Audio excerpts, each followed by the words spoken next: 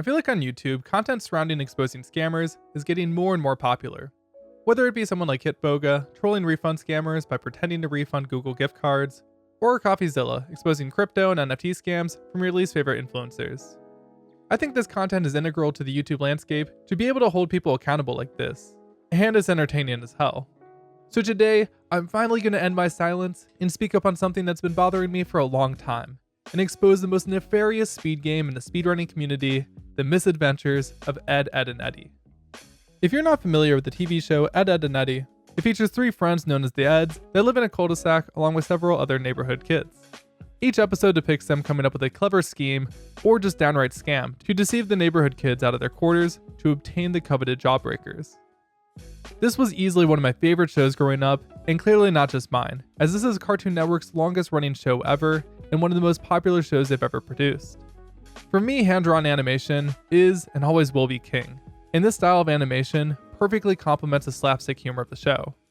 And while I do like all the characters and their personalities are memorable, I think what I would remember most about the show was how it would sprinkle in these absolutely absurd moments as if they were just everyday occurrences, like Ed eating a slide, or Ed eating Jimmy, or Ed eating a mattress. I guess the point I'm trying to get across is Ed ate a lot of random shit, and I thought it was hilarious. I first heard about the misadventures when I stumbled across what I thought to be an Ed, Edd, and Eddy documentary on YouTube, which it was, but it was more of a documentary about the making of this game. This made me a fan of the game before even playing it, knowing just how genuine the cast seemed, and how much work they put into making a faithful representation of the show. I also find it uncanny how some of the cast members resemble the characters they play as, especially Plank.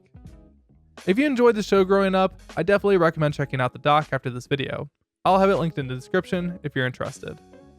Anyways, The Misadventures of Ed, Edd, and Eddy is a 2005 3D platform style game, and each level essentially plays out like an episode from the show, with a unique scam for each level.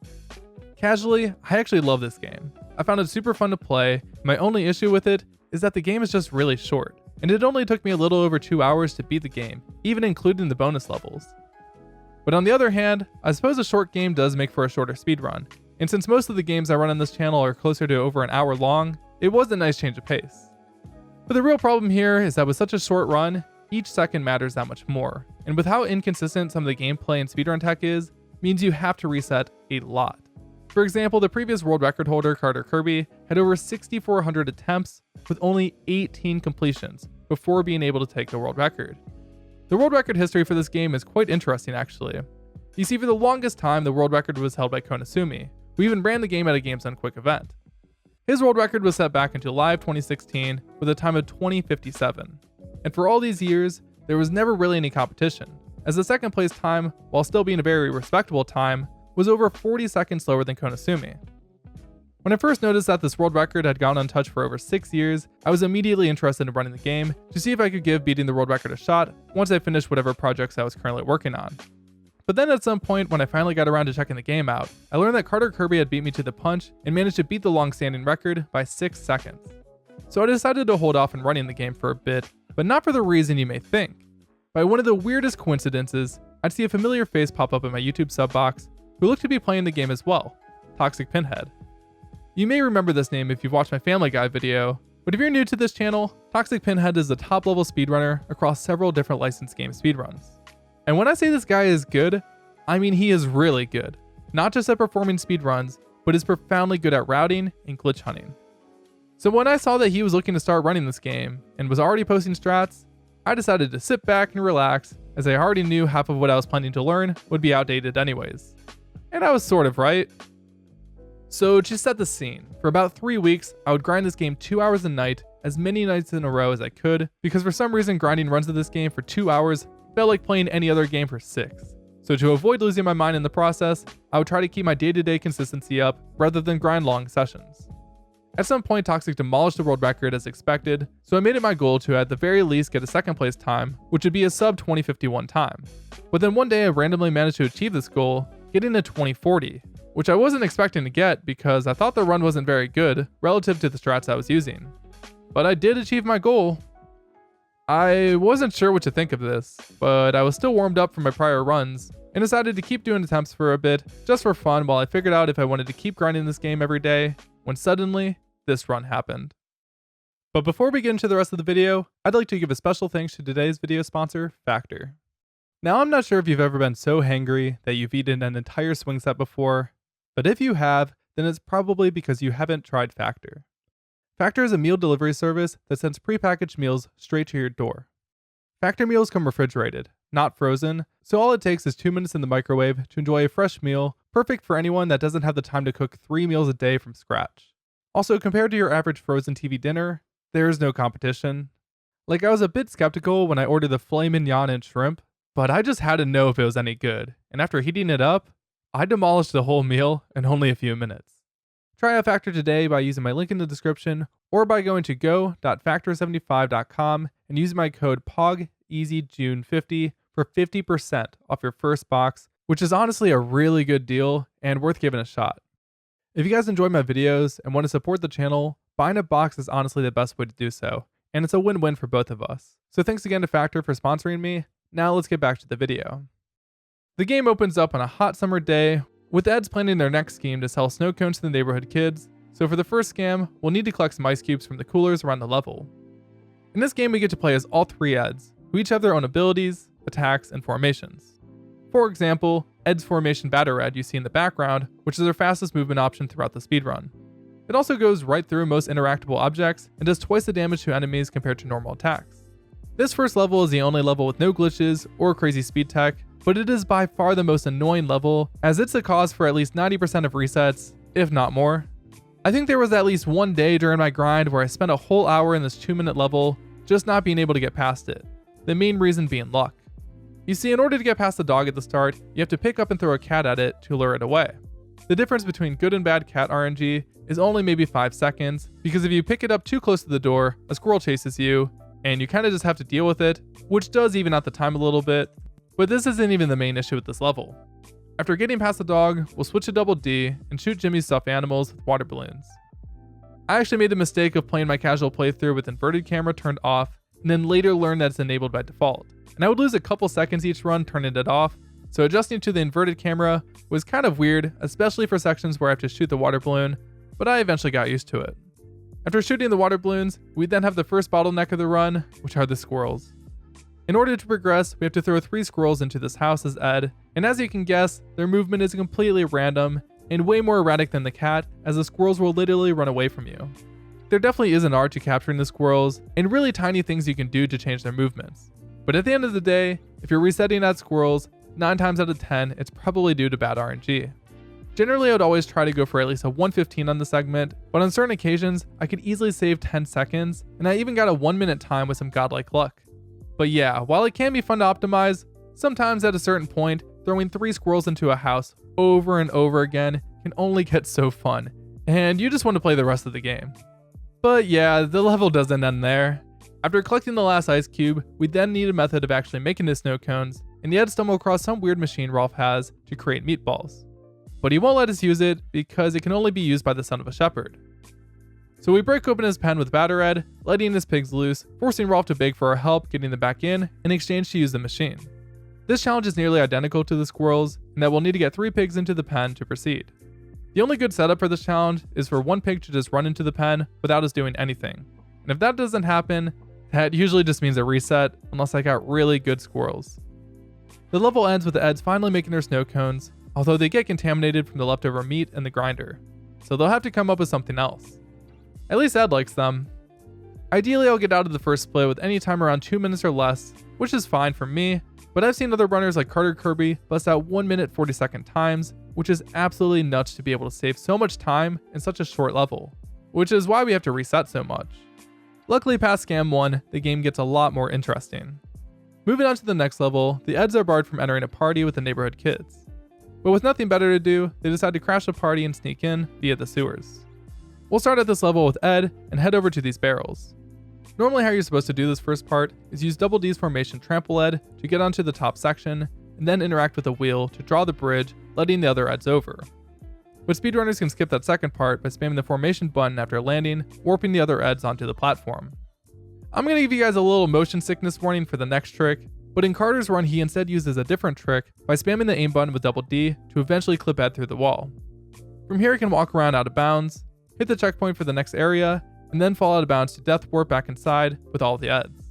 This method for performing clips is extremely inconsistent, and if you can't get it quickly, well, then I guess it's back to scam 1. Luckily for me, Toxic Pinhead found a new form of clipping using the trample Ed. When using trample Ed in tight spaces, either Ed on both sides of Double D will clip through the wall for a short period of time, which I believe to be an intended game mechanic to give the game that snappy rubber band effect the show has and to not limit the use of certain abilities. But by canceling the trample Ed while the Eds are clipped into the wall, cancels the formation, leaving whichever Ed you want stuck inside. By smacking the Toxic Waste Barrel over here and spamming the formation button allows us to quickly clip through the wall consistently. Moving forward through the level, we'll pretty much just be taking out enemies with Batter Red and using Double D's ability to open up pathways. That is until we reach this puzzle where we have to lower the water so Johnny gives us a valve to open the door. But we can skip this puzzle altogether by clipping through the door instead. In Carter and Konasumi's run, they use a similar clip to the one I showed earlier by making Eddie stand on top of Ed and then spamming with Double D to clip him through. But as you can see, this trick is extremely inconsistent. So in my run, I copied Toxic's method of bringing this rat over and perfectly timed the trample Ed to clip through the wall. Heading outside of Jimmy's backyard, the area is vacated, so the Eds use this opportunity to smash all of Jimmy's piñatas. We'll just have to crack these open as quickly as possible. Pretty straightforward. But upon opening the last one, they discover apparently the Kanker sisters were hiding inside it, leading us to the next challenge. For this part, Lee and May will blow kisses at us while Marie runs around the area. We'll just want to shoot the beehives whenever Marie runs under them, and in the meantime shoot the other sisters to prevent them from damaging us. For a long time it was assumed that there was no time save in this level, but believe it or not, I accidentally randomly found a way to save time in this section by hitting a beehive super early, allowing me to essentially get a double hit on Marie. Toxic looked into this and found this would actually save up to 5 seconds on the final section, which I did manage to hit in my run. How this wasn't found sooner is beyond me, as not even the task does this trick, but at least I can relish in the glory that I actually contributed to the speedrun route in some way. The level ends with Kevin making fun of the Eds, since despite their best efforts, by the time they showed up, the party was already over. For the next level, the Eds bump into Rolf, inquiring about the jawbreakers he has, and learn that the candy store was apparently giving them out for free today. With the store closing soon, the only chance of getting there on time is to take a shortcut. We'll start at this level using Batter Ed on this wall to create a ramp to use Eddie's ability Tower of Eddie to climb up. In the next section, we're supposed to help Jimmy save his rabbit Mr. Yum Yum from the tree, which is what speedrunners did for a long time. But Jimmy is annoying, so I'll just do a trample Ed skip to get through the wall. Unfortunately for the next section, the only way to skip it is to mash Ed through the wall, which is awkward here because sometimes Double D can clip into Ed, or he'll clip through the right side wall instead. But in this run, thankfully I do manage to get through pretty quickly. After running through the next path, we're supposed to throw Double D up the sledge so he can circle around and move the tractor to clear the path. The devs put an invisible trigger here to disable any formations, but by jumping around the fence, we avoid the trigger completely, allowing us to warp the Eds up, skipping the tractor. In the next section, Kevin for some reason wants us to throw basketballs at these trash cans, and we're not supposed to proceed until they're all knocked over. But we can do a new type of clip over here by lining up Ed parallel to the wall, activating Batter Ed, and holding right. This allows Double D to clip through thin walls like this fence. However, this only clips us halfway through, and another clip will have to be performed to get across. Afterwards, we can just head into the cutscene trigger, and then shoot one of the baskets to land on Johnny's head, knocking over the honey he's holding, luring the bees away from the opening. For some reason, I had the weirdest camera shenanigans occurring during this, but after running to the end of the area, I'll open the door, and finally head into the candy store. Eddie rushes into the store, and is unable to contain his excitement, throwing the last remaining jawbreaker into his mouth right away. Double D learns that the jawbreakers are contaminated with foot powder, causing Eddie to have an allergic reaction, turning him green with spots. Knowing he'll be lambasted by the other neighborhood kids, we'll have to proceed back to the level in reverse while staying undetected. To get past this dog at the start, we can hide in this box, leave it right away, and then walk around the front of the dog to damage boost forward. We'll then need to get around Johnny. While waiting for him to move out of the way, I'll try to hit the school bell early so I don't need to do it in the next section, luring Naz away from blocking the path. Eventually we'll reach Jimmy, who's doing some painting, but I can just mash with Ed to throw a paint can at him, clearing the path. Oh, I also ended up getting trolled by a squirrel here, pushing me into this wall, which was great. One interesting thing about Batter Ed is it persists even during camera pans. So while approaching Sarah here, I'll position in a way to bonk into the fence during the camera transition, which should put me perfectly on cycle to get around her. Then lastly, I'll just need to get past Kevin. By waiting to perform a Batter Ed just as he rides his bike forward, gives me just enough time to avoid detection and finish the level. After safely making it home, our efforts are in vain as the neighborhood kids form a paparazzi outside Eddie's window, taking pictures of his green face. How embarrassing. The next level takes place on a construction site where we have to traverse a course created by Rolf to earn his Urban Ranger badge. This level has sort of been uprooted completely in terms of strats, but for the sake of being thorough, and to give a good comparison of what is exactly skipped, let me first go over how this level used to be played. Looking at Carter's run, the beginning of the level starts out with using Ed to drop these wooden planks, and for the most part is just a casual route. There is a trick we can do here on the metal beams that are supposed to be walked across as the Tower of Eddie. By jumping around the invisible triggers at the start of each beam, avoids the game disabling the other Eds from moving forward, and they'll automatically path over the beams. This can be a bit risky, however, as if one Ed falls into the water, it counts as a death even if you weren't playing as them. So in a lot of cases, it isn't even worth using. After this section, he'll proceed forward using another batter Ed bonk to clip through the door. Then he'll use Tower of Eddie across the support beam, open a door, and then head into the next area. In this section, we're meant to play a whack-a-mole minigame, hitting Jimmy's head as it pops up, and as fun as it would be to do that, instead we can use another, and thankfully last spam clip of the run to get through the door. The next section can be cleared by either just doing the intended route, or by jumping around these beams with double D to progress the checkpoint ahead, and then death abusing to get all the Eds to the other side. Also, since there's a rat over here, it can be used to clip through the gate. Normally in this section, we're meant to find 4 power cells to power the generator and open the gate. But instead, we're going to skip all of that and bypass the gate using an AI manip. By positioning the Eds in such a way, we can get Double D stuck on the gate, quickly switch to Eddie, and jump on Double D's head, and then switch to Ed and jump. If performed quickly, and with a slight amount of luck, Eddie should be able to perform a jump in the same direction he was facing to jump over the gate. Next, we'll just need to beat Rolf's goat Victor in a headbutt competition. But that's pretty easy, and only takes a few hits. Then finally, we'll finish off the course with a race against Kevin across this wooden track. This is relatively easy. We just have to be careful about cutting corners, so we don't fall off, and that's pretty much it. But yeah, this is at least how we used to beat this level. That is until Toxic Pinhead found an absolutely ridiculous strat for completing it. You see, apparently he stumbled across a video posted 6 years ago, showing off a glitch that causes some of the characters to fly in the air. By performing a formation on the same frame one of the Eds dies, breaks the game by canceling the death altogether, leaving Double D and Ed in a very glitchy state. In this state, they can't move properly, and by going into first person mode with Eddie while inside their collision, expels them away from Eddie, flying endlessly into the void. I believe I can fly. I believe I can touch the sky. The problem with this glitch is that at first glance, it doesn't seem all that useful, since like I said, you can't really move around in this state, and once the Eds get too far separated, you can't switch between them, essentially leaving you soft locked until you exit the level. But performing this glitch by the water at the beginning of Scam 4 in this exact spot would allow us to clip Double D through the wall and propel him towards Kevin in order to hit his cutscene trigger from above, warping the Eds over to the area. The glitch could then be fixed by performing a formation, and just like that, most of Scam 4 was now entirely skipped. While this was an amazing find, and further applications were developed like giving a slight tilt to Eddie, allowing him to clip through walls, the trick was extremely inconsistent even for this game's standards. But it would be really cool to see some of these tricks used in the task.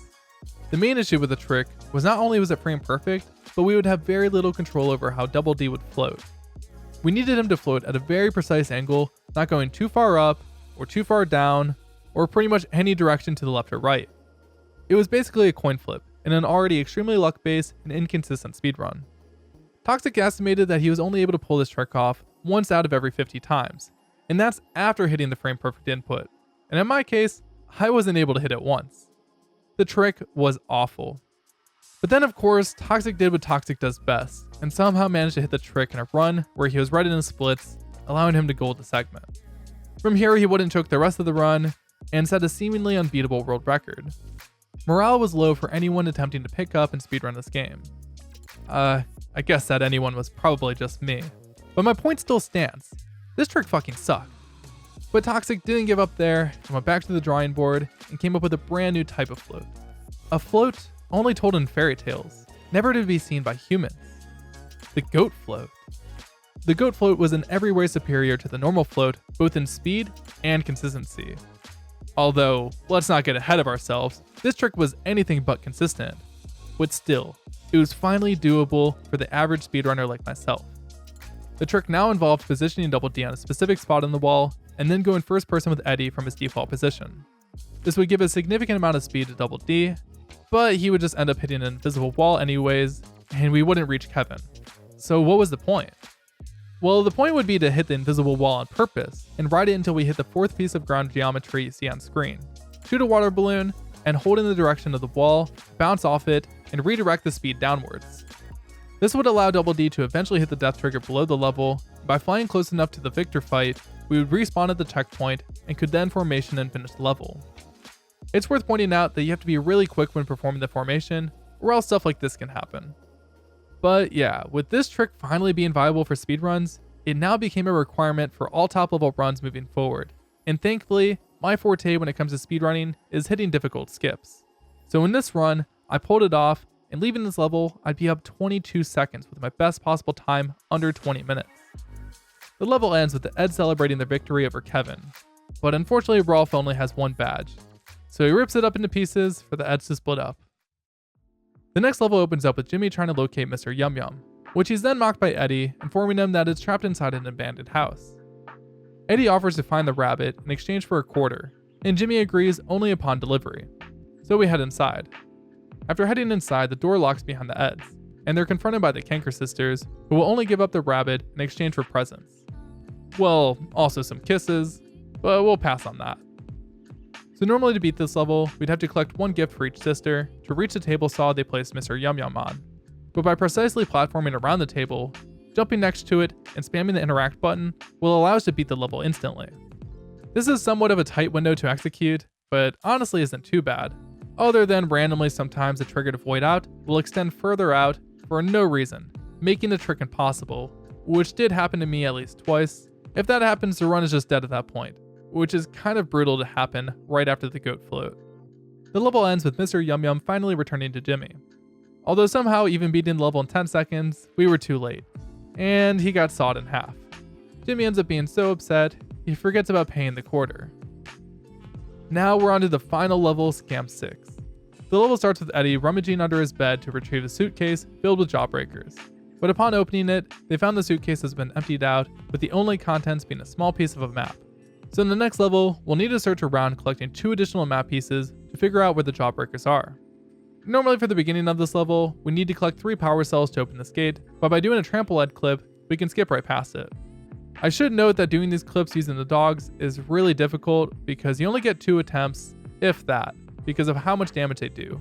So you really want to hit this first try to avoid losing too much time. Next we'll proceed forward and find Johnny attempting to grab a map piece on this fence, so we'll keep pushing this car bumper forward to yeet him out of the way.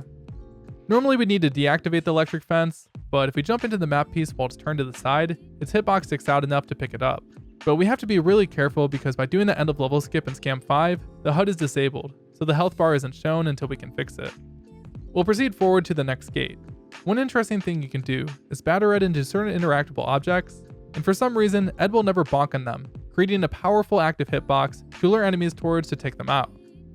While it is RNG on how quickly this dog comes over here, it is worth taking it out because at this point my health is pretty low and it would take 4 attacks with Double D to kill it, plus I'd have to deal with nearby enemies like rats and spiders as well. Also Double D by far has a worse base attack, especially compared to Eddie's yo-yo, which you can pretty much just spam, so I wouldn't really trust it versus a dog, which you'd most likely trade hits with. In the next part, I got kind of unlucky with the dog targeting me while opening the gate, and I took a bite trying to kill it. I tried my best to collect health, but at this point had no idea what my health was truly at. But then I got pretty lucky after hitting this car bumper, and got bitten by a rat just before the dog got to me, giving me enough invincibility frames to proceed relatively unscathed. Eventually we'll stumble across Jimmy, who has the final map piece needed, but isn't willing to give it up without a jawbreaker. So we have to go to the end of the swamp area to reach it. We can actually avoid talking to Jimmy the first time and just head straight over here. The safe strat is to play as Double D and run across the bridges to drop down the planks and clear out the enemies. This is because when we run back through here with the Tower of Eddie, if an enemy hits us, it cancels the formation, and since there's slippery mud covering all the grassy platforms, there's a very high chance one of the Eds goes flying through the mud straight into the water, which we definitely want to avoid. After death warping back to the Eds, we'll have to move across the platforms and avoid swinging tires with the Tower of Eddie. Upon reaching the end, we can clear out the enemies and then pick up a spider egg to trick Jimmy into thinking it's a Jawbreaker. You move much faster with the Tower of Eddie while holding an item, and I ended up risking it a bit too hard on this tire and got thrown into the water. This section is really difficult casually, but in a speedrun, it's sometimes hard for me to contain myself and actually wait, and here it did not pay off. I even had to run back through a bit to kill the spiders that spawned when dropping the egg, but thankfully this was right by where we picked the spider egg up, and I didn't lose too much time, but sub 20 was going to be really tight. After returning to Jimmy, we give him the spider egg for the map piece. The spider egg ends up exploding spiders all over Jimmy, and for some weird reason he starts freaking out.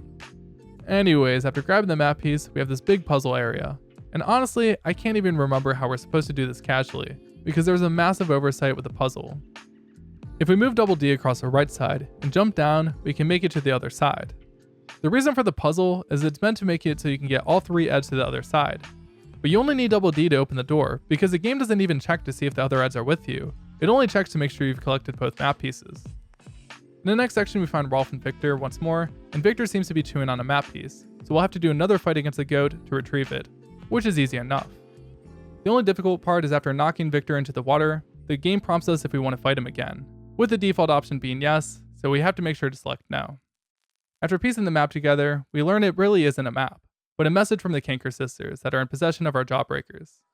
The Eds head into their mobile home, only to fall into a pitfall trap into this weird underground junkyard area. This area is pretty straightforward, and we'll just use Double D to open the doors, Tower of Eddie to get across beams, and Batter Ed for general movement. Eventually we'll reach this room with 4 dogs. Normally to clear this room, you need to clear out the dogs and interact with 4 keypads to open the door, which is pretty slow, so I like to go for a door clip here instead to save 15 to 20 seconds. Unfortunately, I just had a bad setup and died to the dog. Upon respawning, any dogs that are still alive keep their health the same, and any others I killed will respawn with full health. I saw there was still 1 dog left and decided to go for the clip again. I managed to pull it off, making the section about the same speed as a casual route.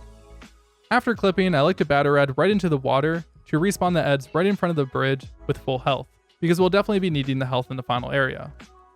After running through the section, it's finally on to the Kanker sister boss fight. For this boss fight, the Kanker sisters will be blowing kisses at us as attacks, but if we just keep moving, for the most part, we should avoid taking damage, but it is pretty random, hence why I made sure I had full health before heading in. The main idea here is to Batter Ed near a throwable object, hit a squirrel along the way so it doesn't attack us, throw an object at the generator so the water isn't electrified, and then Batter Ed the support beams. Doing this 4 times finishes the fight, and that's the end of the game. The level ends with the Kankers falling off the platform, and the Jawbreakers spilling all over the ground. The Eds collect what they can grab and sprint out of the vicinity, but this was the Kankers' plan the whole time, to trap them at the altar. And, well, you can probably guess what happens next. But yeah, despite some of the mistakes made in the final level, this was my cleanest run so far. But my load remover was broken, so the run would need to be retimed.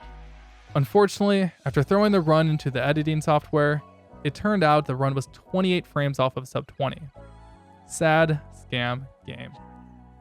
Either way, I'm still really proud of this run, despite it not turning out exactly how I wanted, and I was just relieved that the grind was finally over. And yeah, if you for some reason got this far into the video, and were still thinking the video title was hyperbole, it's probably because you didn't see all the stuff that happened in earlier runs. Such as me throwing a cat at the dog and having it crash my game.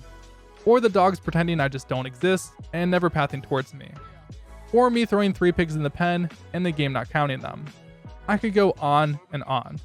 I mean, just to play the game, I had to find it on some sketchy website, because the sketchy website I found was the only sketchy website that apparently didn't have the chance to brick your PC. Not only this, but just to make the game look good in windowed mode, I had to download some weird software, and anytime I clicked out of the game, I would lose game audio, and it would break my auto splitter. Like, I love this game, and I don't think I've ever complained this much about a voluntary speedrun grind before, but it's crazy how every playthrough of this 20-minute long game felt like a personalized experience. Like I was playing a new game every single time. I think the speedrun is one of my most prized speedrun accomplishments, just due to how much stuff I had to put up with. Anyways guys, I want to give a special thanks to Konosumi, Carter Kirby, and Toxic Pinhead for pushing this game to what it is today, and also helping me learn the run. Oh, and of course, special thanks again to today's video sponsor, Factor. If you guys are interested in picking up a box, reminder again that my link is in the description, or you can use my code POGEASYJUNE50 for 50% off your first box. That's all I have to say for today's video. If you enjoyed, be sure to leave a like and subscribe for more speedrunning related content. And as always, I hope you all have a beautiful life. Later.